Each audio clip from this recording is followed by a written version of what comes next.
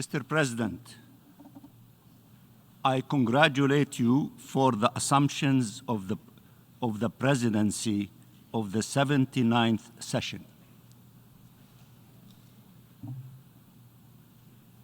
Mr. President and colleagues, Palestine is an important part of universal history, and the Palestinian people is an integral part of humanity.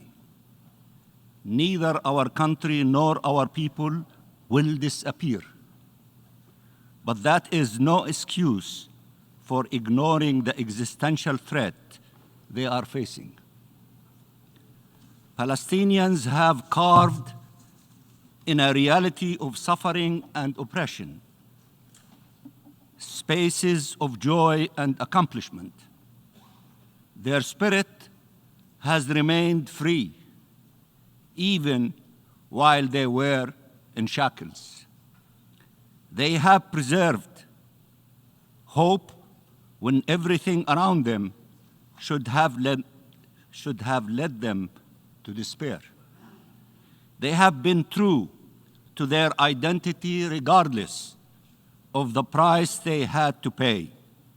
They have been steadfast in the purest of their inalienable rights, just like all other peoples.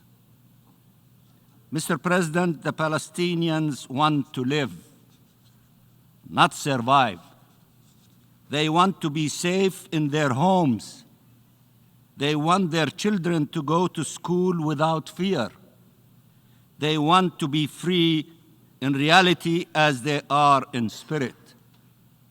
Free to live, to come and go, free to determine their own fate, subject only to God and to no other. They want to be Palestinians, to be themselves, just be, neither heroes nor victims, just human beings with the simplest of dreams or the greatest of aspirations, living in dignity, in peace and security in their homeland.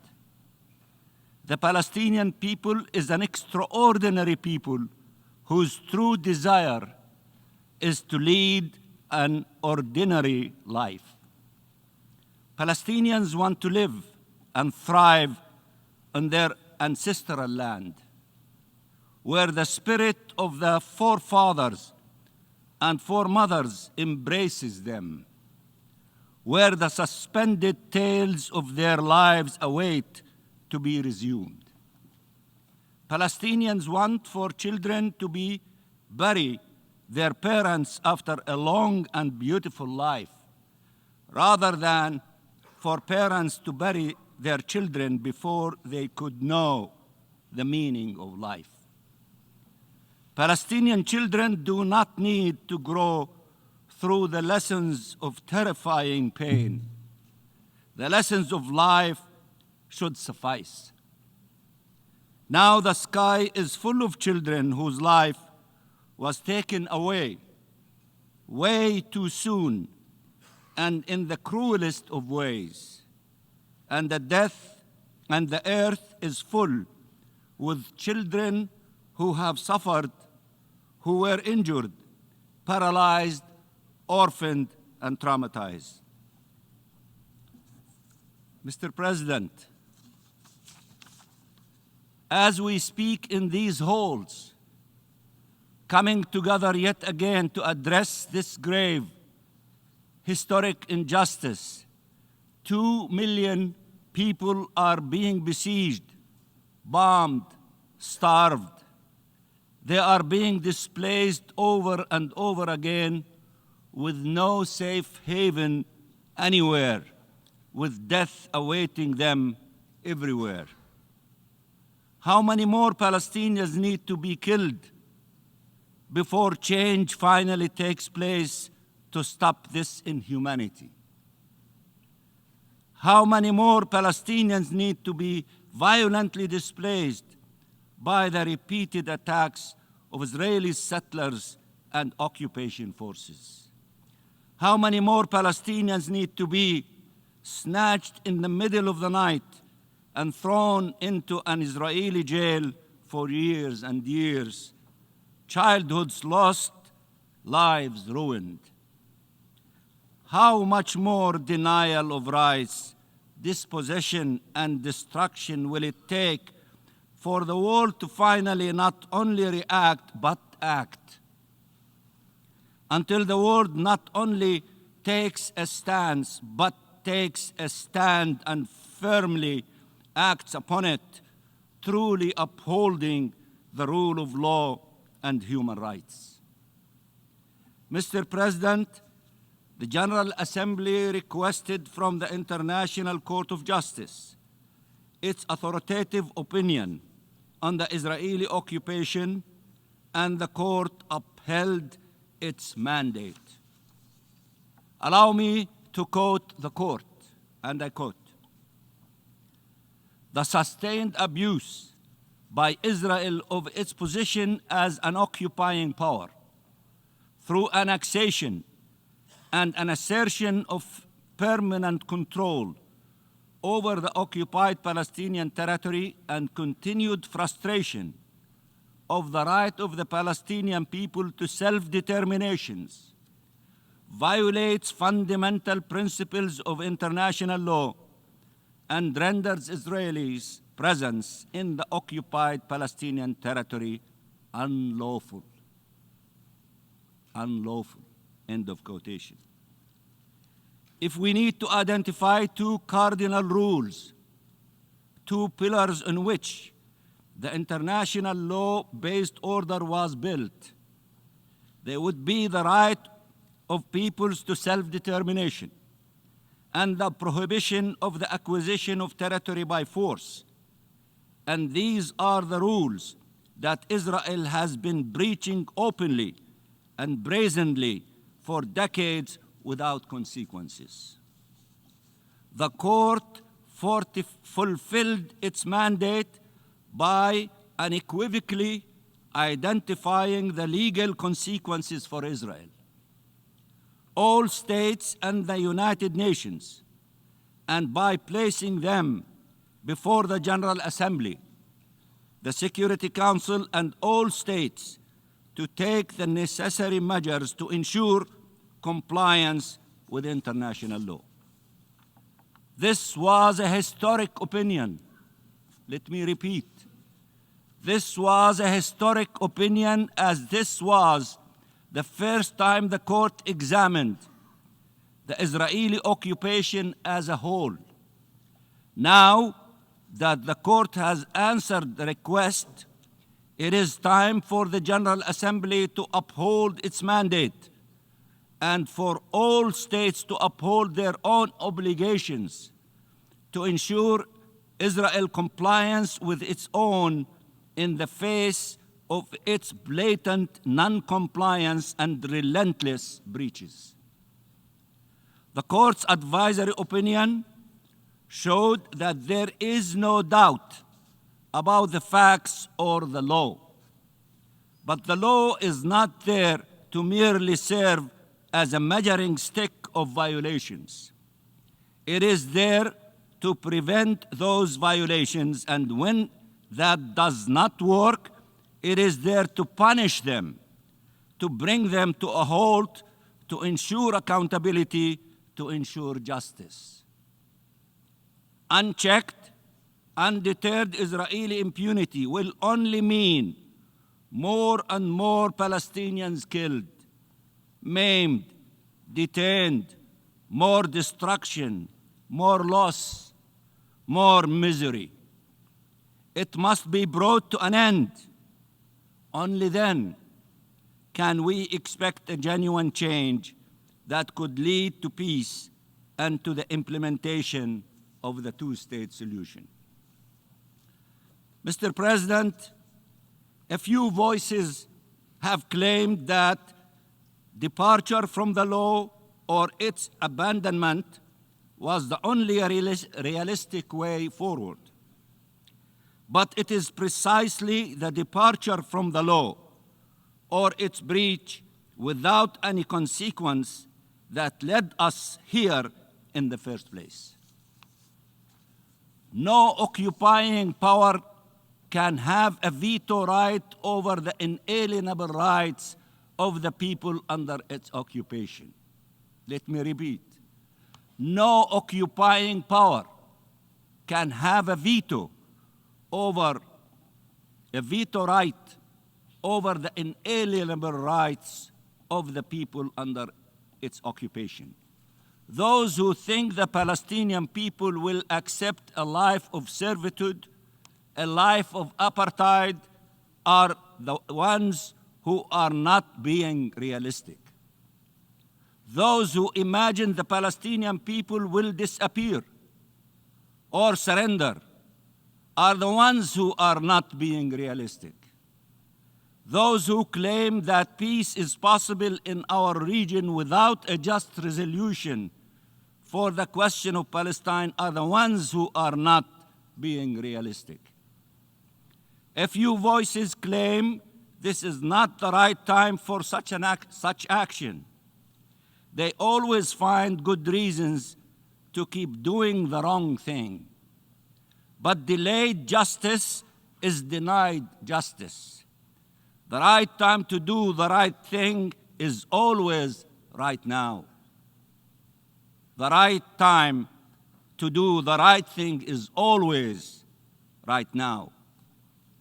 While looking at a map, or worse, looking at the horrific situation on the ground, the matter may look inextricable, but the solution is right before our eyes. It is the one endorsed by the international community as a whole and enshrined in numerous United Nations resolutions. It is an independent and sovereign state of Palestine on the 1967 borders, with East Jerusalem as its capital, living side by side in peace and security with Israel. So why are we allowing the destruction of the state of Palestine and of this solution when we know there is no viable alternative and we all understand the risk of an all-out conflagration? What is happening in Gaza today can be the last chapter of the tragedy endured by the Palestinian people, or will be the first chapter of an even more tragic reality for our region as a whole. What you do next matters. Act now to stop the killing, to stop the suffering, to stop these crimes, to stop this injustice. Mr. President, I have the honor to introduce the draft resolution under consideration in this emergency special session. This is the first time since we've received additional rights and privileges through resolutions that you have adopted. I am so honored to do that for the first time in the General Assembly. I am so tall, I go beyond the ceiling of this General Assembly.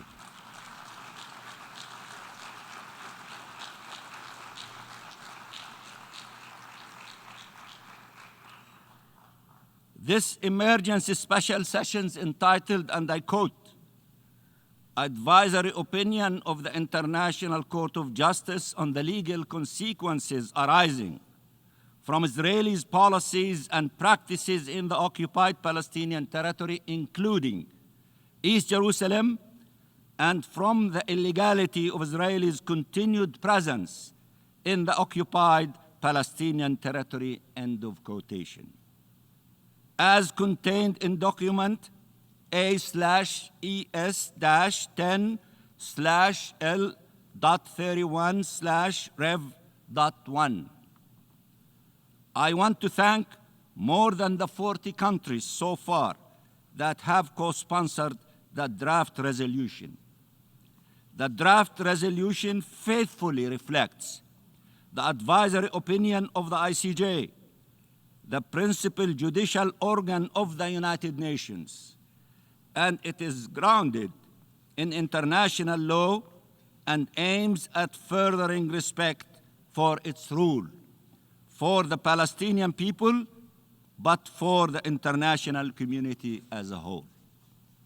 We thank all delegations that engaged on this text and have done our utmost to address their concerns while ensuring the text remains aligned with the opinion rendered by the court.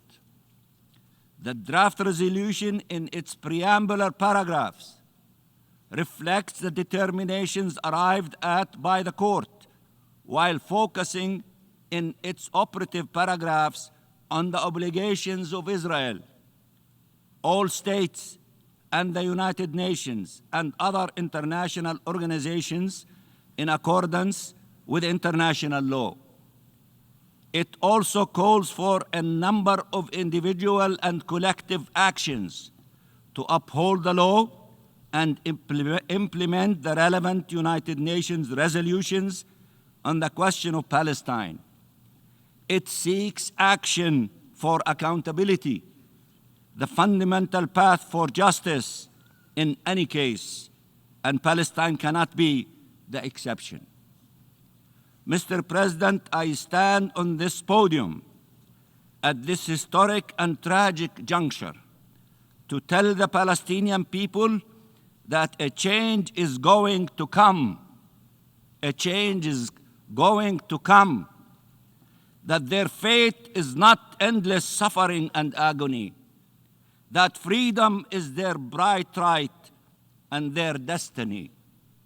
I stand on this podium to tell you that justice is the only path to peace, to call on you, to call on all of you to uphold international law, not sacrifice it on the altar of cold and reckless political calculations. I call on you to reject double standards, to treat my people with the respect they deserve, and to recognize the rights they are entitled to. We are not a people too many. We are not a problem. We are a nation that asks for nothing more than your nations, but can accept nothing less. We want to live in freedom and sovereignty and dignity and peace and security in our ancestral land. We are committed to the rule of international law and to justice and lasting peace in our region. This requires ensuring that same rules apply to all.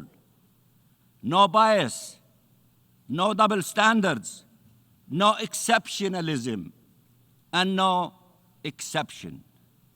Each country has a vote, and the world is watching us to see if we can live up to the commitments we undertake and to the principles we claim as ours at this historic and crucial juncture for humankind. Please stand on the right side of history, with international law, with freedom, with peace. The alternative is what you witness every day on your TV screens, and what the Palestinian people are enduring in their flesh. A different reality is possible. It starts now and here. Free Palestine, peace for all, and I thank you.